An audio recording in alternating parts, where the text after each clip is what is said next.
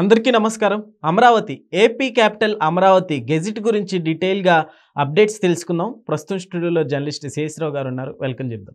Hello sir. Hello sir, gazette ఇచ్చినట్టే కదా, ఇంకా నెక్స్ట్ ఏంటి సార్? ఇప్పుడు గెజిట్ ఇంకా ఇవ్వాల. ఓకే, ఇవ్వలేదు. గెజిట్ ఇవ్వలేదు కాబట్టి రాజధాని హోదా అమరావతికి ప్రస్తుతానికి అయితే లేదు. ఎప్పుడైతే గెజిట్ ఇస్తారో గెజిట్ ఇచ్చినటువంటి మరుక్షణం నుంచి మాత్రమే రాజధాని హోదా అమరావతికి లభిస్తుంది. దానికోసమే అమరావతి రైతులు చంద్రబాబు నాయుడు గారితో విజ్ఞప్తి చేస్తూ ఉన్నారు.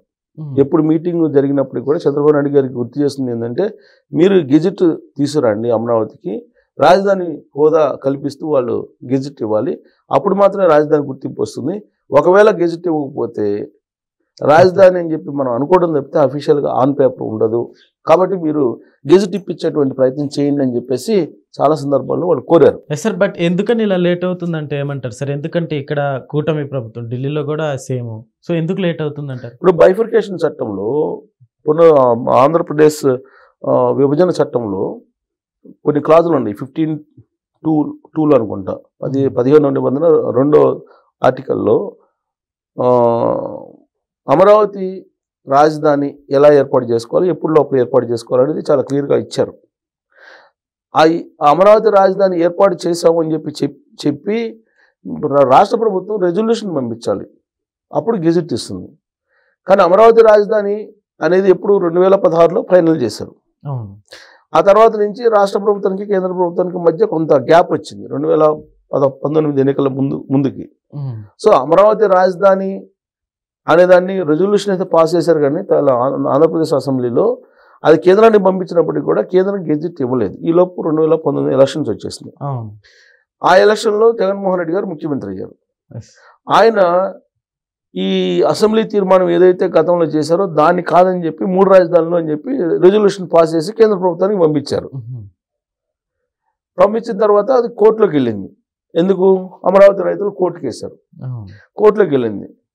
కోర్టు మొత్తం అన్నీ ఉన్న తర్వాత ఆర్గ్యుమెంట్స్, హైకోర్టు ఏం చెప్పింది, ఆ రోజున చంద్రబాబు నాయుడు గారు అధికారంలో ఉన్నప్పుడు ఏదైతే సిఆర్డిఏ తోటి రైతులు ఒప్పందం చేసుకున్నారో ఆ ఒప్పందాల మేరకు మీరు రాజధాని నిర్మాణం చేసి వాళ్ళకి ల్యాండ్స్ ఇవ్వండి అని చెప్పింది.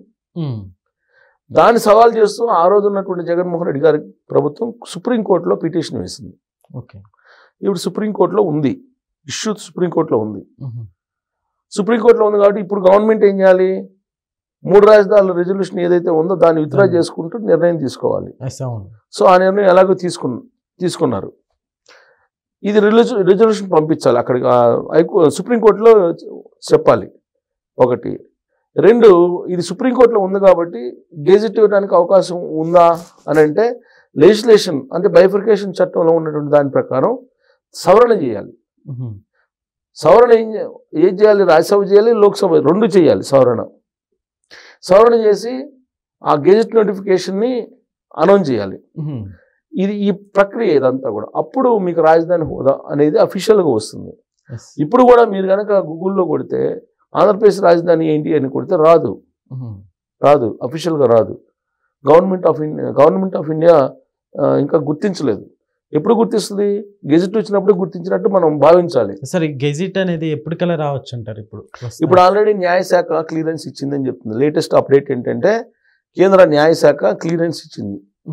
క్లియరెన్స్ ఇచ్చినటువంటి ఈ ఫైల్ కాస్త ఇప్పుడు పార్లమెంట్ లోపలికి వెళ్తుంది, లోక్సభకి వెళ్తుంది, తర్వాత రాజ్యసభకి వెళ్తుంది. లోక్సభ రాజ్యసభలో ఇది న్యాయశాఖ క్లియరెన్స్ ఇచ్చింది కాబట్టి కేంద్ర న్యాయశాఖ ఆ 2 సభలు ఆటోమేటిక్గా ఎన్డీఏ మెజారిటీ ఉంది కాబట్టి ఆటోమేటిక్గా ఆ సవరణ పాస్ అవుతుంది. పాస్ అయినప్పుడు గెజిట్ ఇస్తారు. సో ఆల్మోస్ట్ దానికి మార్గం అయితే సుగమం అయిందని చెప్పొచ్చు. ఇప్పటికిప్పుడు ఈ సమావేశాలు అవుతుందంటే ఈ సమావేశాలు అవుతుంది. ఇవాళ కాకపోతే రేపు. ఇవాళ జరిగిన డెవలప్మెంట్ ఏంటి? ఢిల్లీలో కేంద్ర న్యాయశాఖ క్లియరెన్స్ ఇచ్చింది గెజిట్ ఇవ్వడానికి. ఆంధ్రప్రదేశ్ రాజధాని అమరావతికి రాజధాని హోదా కల్పిస్తూ న్యాయశాఖ సమ్మతించింది. న్యాయశాఖ పరిశీలిస్తుంది అన్నింటినీ. అంటే న్యాయపరంగా ఎలాంటి ఇబ్బందులు లేకుండా బైఫర్కేషన్ చట్టంలో ఏం చెప్పింది, అంతకుముందు అసెంబ్లీలో రెజల్యూషన్స్ ఏం పాస్ చేశారు, హైకోర్టు ఏం చెప్పింది, సుప్రీంకోర్టులో ఏం చెప్పింది, సుప్రీంకోర్టులో ఏ దశలో కేసు ఉంది, ఇవన్నీ పరిశీలించిన తర్వాత కేంద్ర న్యాయశాఖ ఒక క్లియరెన్స్ ఇచ్చింది. ఎవరికి ఇచ్చింది? కేంద్ర ప్రభుత్వానికి ఇచ్చింది. కేంద్ర ప్రభుత్వానికి ఇస్తే కేంద్ర ప్రభుత్వం ఏం చేయాలి? ఇప్పుడు రెజల్యూషన్ పాస్ చేయాలి. అక్కడ ఉభయ సభల్లో రెజల్యూషన్ పాస్ చేస్తే అప్పుడు అఫీషియల్గా గెజిట్ ఇస్తారు. సార్ ఈ గెజిట్ అనేది వచ్చిన తర్వాత వన్స్ నెక్స్ట్ ఎలా ఉంటుంది అంటారు? అంటే ఇంకా నెక్స్ట్ ఎవరు చేంజ్ అయినా కానీ చేంజ్ చేయడానికి అవకాశం ఉండదు. Okay. Next once gazette issue చేసిన తర్వాత ఇంకా చేంజ్ చేయడానికి దాదాపుగా అవకాశం ఉండదు.